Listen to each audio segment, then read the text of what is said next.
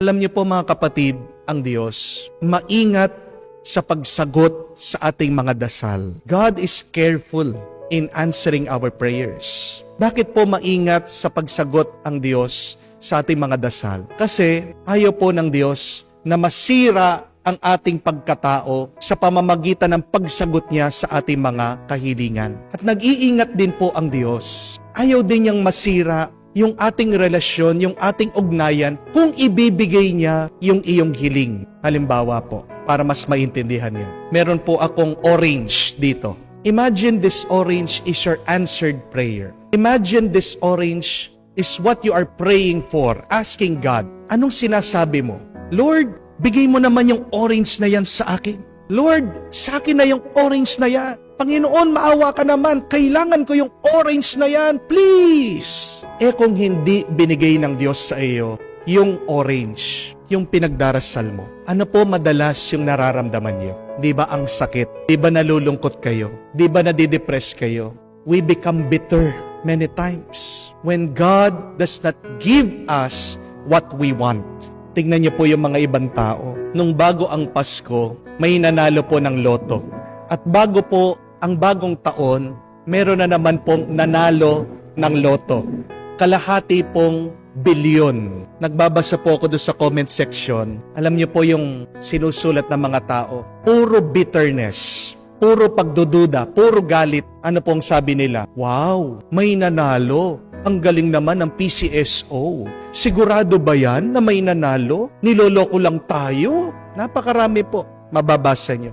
Bitter comments, mga galit na opinyon ng mga tao. Pero bakit ganun po yung kanilang tinatype, yung kanilang sinulat? Kasi hindi sila nanalo. Kasi hindi sila yung napili. Hindi po ba? Pero kung ikaw yung nanalo, kung ikaw yung nakatanggap ng pera, magta-type ka ba ng bitter comments? Di ba hindi? So tingnan natin ang ating sarili. Bakit bitter ka? Bakit masama ang iyong loob? Dahil ba hindi pa binibigay ng Diyos yung hinihingi mo? Dahil ba hindi pa sinagot ng Diyos ang iyong panalangin? Tingnan niyo po kung anong ginagawa ng hindi pagsagot ng Diyos sa iyong panalangin. Nakafocus ka masyado dun sa hinihingi mong dasal, grasya, biyaya sa Diyos. At nakalimutan mo na mag-focus sa Kanya.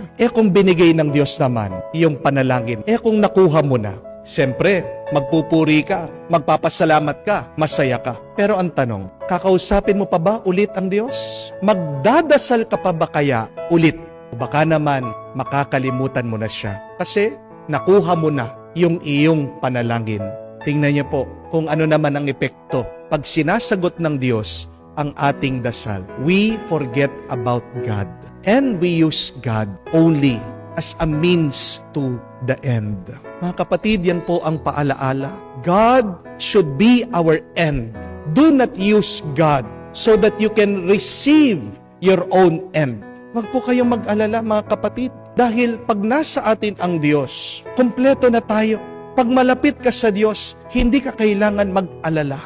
Focus more on your relationship with God. At ano ang sabi niya? He will give you what you ask for, everything and so much more. Sundan po natin ang halimbawa nitong si Felipe. Niyayaya ang mga tao lumapit sa Diyos. Ano po ang sabi niya dito kay Nathaniel? Come and see. Inaanyayahan niya ang mga taong magkaroon ng relasyon sa Diyos. Dahil sa Diyos lamang tayo magkakaroon ng umaapaw ng biyaya at grasya. So mga kapatid, tayo po ay hinahamon, inaanyayahan that we should praise God even if our prayers are not answered. God should still be our healer even if you're not healed immediately. Amen? God should still be your provider even if God haven't provided for you yet. And God should be your rock and your shield even if there is a problem in your life. May dahilan bakit hindi pa binibigay ng Diyos sa iyo ang iyong dasal at panalangin. Una, kasi ayaw ng Diyos na masira ang iyong pagkatao. Pero pangalawa, ayaw din ng Diyos na masira ang inyong ugnayan, ang relasyon natin sa Diyos. So my dear friends, if you want to receive graces, then we should acquire that attitude of Philip. Ano po ang sabi ni Felipe kay Nathaniel? Come and see. have a deep relationship with Jesus. Because, my dear friends, you have to understand that our relationship with God will determine the graces and blessings that we receive. Gusto mo makatanggap ng biyaya sa Diyos? Wag lang yung tingin mo dun sa biyaya. Gusto mo makatanggap ng pagpupuno ng pagpapala sa Diyos? Lumapit ka sa Diyos. Ano kapag kakalooban ng Diyos ng pagpapala? Hindi mo naman siya mahal. Ginagamit mo lang siya. Amen? The most important thing in our life is to have a relationship with God. At tandaan niyo po, hindi naman ibig sabihin pag tayo ay nagsisimba, may relasyon na tayo sa Panginoon. Napakarami sa atin malapit sa simbahan, pero hindi naman malapit sa Diyos. Paano mo alam na malapit ka sa Diyos? Pag ang puso mo kamuka ng puso ng Diyos. Napakaganda po nung unang pagbasa. Ang sabi po niya, pag merong kang pagmamahal, may buhay ka. Kaya nga po, tayo'y lumalapit sa Diyos dahil siyang pagmamahal. At sa pagmamahal natin sa Kanya, tayo'y pagkakalooban niya ng buhay. At ano bang hindi kayang ipagkaloob ng Diyos sa atin? Wala. Unahin natin, patatagin, palakasin ang ating relasyon sa Kanya. So remember that when God does not answer your prayers, do not become bitter.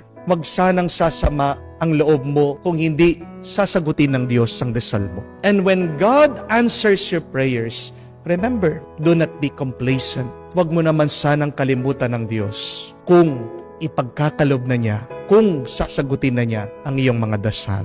Sabi nga po, the best thing in having a relationship with God is that even if you do not have anything, you have everything because you are with God.